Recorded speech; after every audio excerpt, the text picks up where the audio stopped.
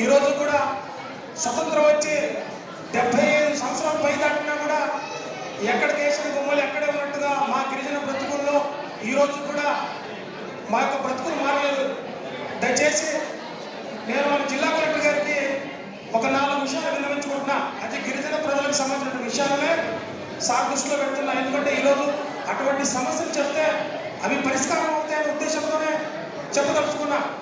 ముఖ్యంగా సార్ మన పల్నాడు జిల్లాలో ఒక 3 హాస్టల్ స్కూల్ ఉన్నాయి సార్, 11 రెసిడెన్షియల్ స్కూల్ ఉన్నాయి సార్, జనరల్ హాస్టల్ ఒక 6 4 ఉన్నాయి సార్. ముఖ్యంగా ఎక్కువ జనాభా 4 తెగలు ఉన్నటువంటి పల్నాడు జిల్లాలో సుగాలి, ఎరుకల, యానాది, చెంచు తెగలు ఉన్నాయి సార్. ఆ తెగల్లో ఎక్కువ జనాభా కలిగినటువంటి చెంచులైనా సుగాలైనా ఉన్నారు సార్.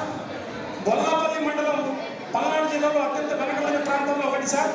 ఆ జిల్లాకి విద్యార్థులకి చదువు పరంగా నానా ఇబ్బందులు ఉన్నాయి సార్.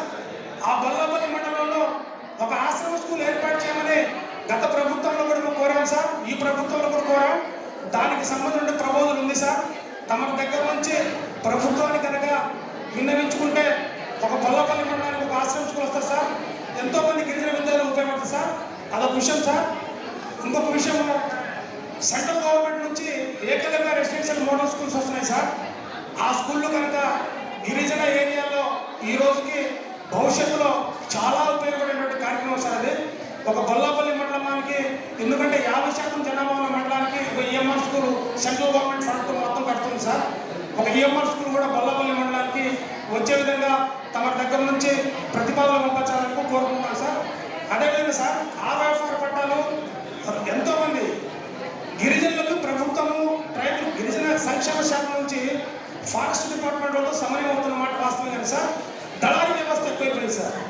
ఇది ప్రశ్నిస్తే అది ప్రశ్నించిన వాడి మీద ఏంటంటే నిందలు వేస్తున్నారు. మేమేమంటామంటే నిజమైన గిరిజనులకి, అర్హత ఉన్నటువంటి గిరిజనులకి, వాళ్ళకి ఎటువంటి సౌకర్యం లేని గిరిజనులకి, వాళ్ళకు 1 ఎకరా భూమి ఉండేటువంటి గిరిజనులకి ప్రభుత్వం ఇస్తే అందరికంటే ముందు సంతోషించేది గిరిజన జాతిలో పుట్టినటువంటి మాలాంటి లీడర్లే సార్. అందుకనే చాలా చోట్ల మేము ఎంకరేజ్ చేస్తే సార్, గతంలో మనం ఇచ్చినటువంటి ఆర్ఓఎఫ్ఆర్ పట్టాలన్నీ కూడా దళారీ వ్యవస్థకు చెందినవి.